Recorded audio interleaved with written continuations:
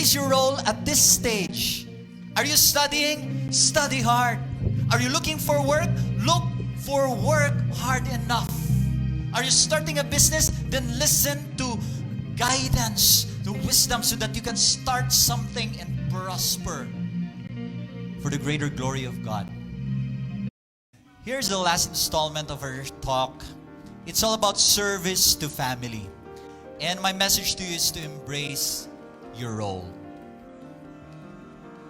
Ang tanong is, ano kayang ginawa ni Jesus before the start of His public ministry?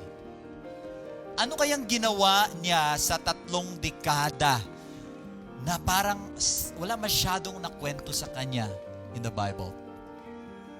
Here's what I thought. I think He embraced His role. At yan ang dapat nating gawin din. Ito, journey with me as we read Luke chapter 2, 41 to 52. Yes, stay with me, right? Listen very carefully. So every year, the parents of Jesus went to Jerusalem for the feast of the Passover, as was customary. And when Jesus was 12 years old, He went up with them, according to the custom of this feast. After the festival was over, they returned, but the boy Jesus remained in Jerusalem, and his parents did not know.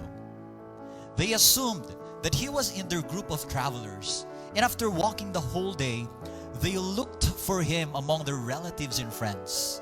As they did not find him, they went back to Jerusalem, searching for him. And on the 3rd day, they found him in the temple, sitting among the teachers, listening to them and asking questions. And all the people were amazed at his understanding and his answers. His parents were very surprised when they saw him.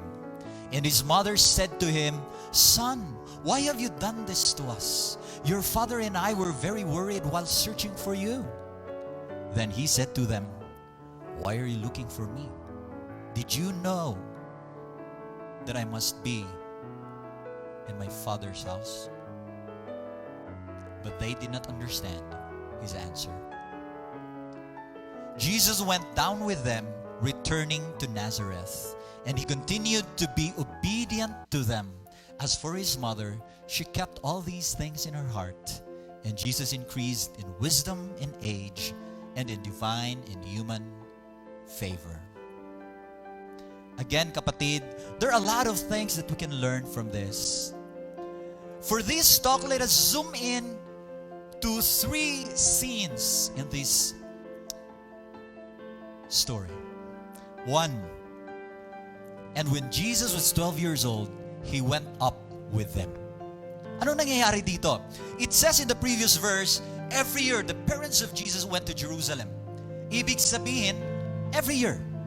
Di ba? And now that he turned 12, he went up with them. Hindi na banggit sa verse, pero feeling ko lang naman. Kasi bata yun eh. Malamang nakikipunta siya doon every year, even before this. Maybe, no? Maybe, no? And I'm saying this for the lesson I want to draw. Because he mentioned, but now turning 12, ano kayang ibig sabihin? I think turning 12 may have marked his sense of speaking for himself. It is like, siya na mismo magsasabi na, sama ako sa inyo, I'll come with you. And so he went up with them. And so I did some reading and I found out that in the Jewish tradition, meron silang tinatawag na bar or bar mitzvah. Hindi ito pinapractice sa panahon ni Jesus, pero this is the coming of age for Jewish boys and girls when they reach the age of 12 for the girl and 13 for a boy. Ibig sabihin, this is like the coming of age. Kung may ceremony, it marks the time when a boy or girl becomes a Jewish adult. Ibig sabihin, responsable na sila sa kanilang mga actions and decision. Now, here's the thing. When we come of age, when we come of this age, like adolescence, or adolescence or teenager. And then we start to decide, how are we making decisions? Ikaw, paano ka nagde-decide? Do you still follow? Do you still follow what was sung earlier by Father Manny? Do you still do what is agtulnog? Di ba?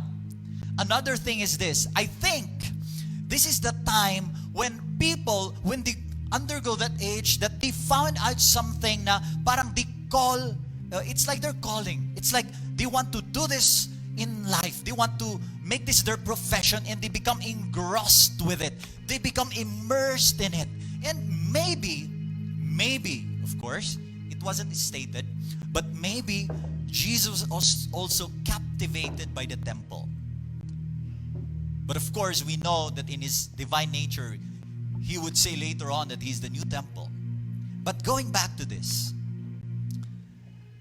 maybe at this stage where you think you can decide for yourself, when you think that you've found out what you want to do and you become engrossed with that, and then you forget other things in life.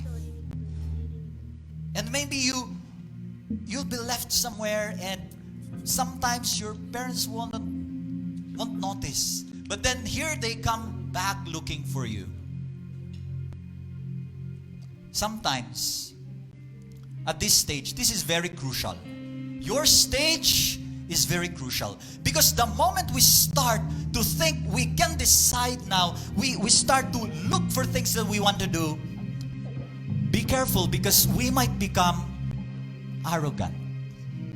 Feeling natin, the world is at my fingertips. Aba, di ba? Be careful that information does not equal wisdom. You can Google a lot of things now. Just click, find out. But maybe there's a missing ingredient.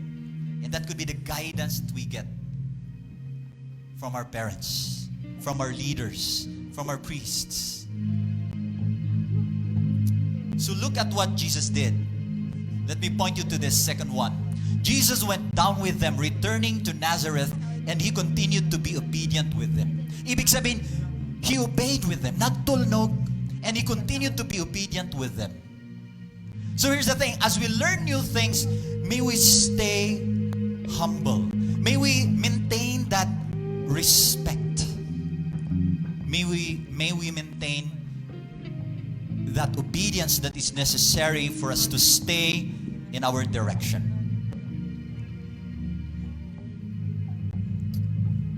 And thirdly, here's the thing. Why should we obey? Pangagtulnog tayo. Read this. Number 3. And Jesus increased in wisdom, in age, and in divine and human favor. Hindi lang siya tumanda, nagtanda siya. Ikaw kapatid, tumatanda ka lang ba? He grew in wisdom and maturity. And he found favor in the Lord and in the community. In other words, he grew in mind, body, and spirit, and as a member of the society. He found favor in people, but more so in the Lord.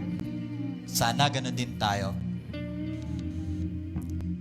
And this is why we have to obey.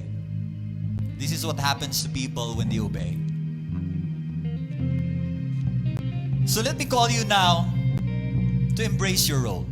To embrace your role in your family. Embrace your role as a child. Embrace your role at this stage. Are you studying? Study hard. Are you looking for work? Look for work hard enough. Are you starting a business? Then listen to guidance, to wisdom, so that you can start something and prosper for the greater glory of God. You can be serving. Later on, you can be employed in a corporate setup, in a secular world. But you can be a missionary in that field. Before Jesus started his public ministry, he embraced his role as a child. Maybe nag-apprentice siya sa kanyang tatay na carpenter. And he did it the best way he could. He embraced his role. Ikaw, kapatid, how are you embracing your role right now? Sana, let's embrace this role. Even if at times we think it's like a cross. But let us focus on the prize of that cross. Let's embrace our role. Embrace our cross.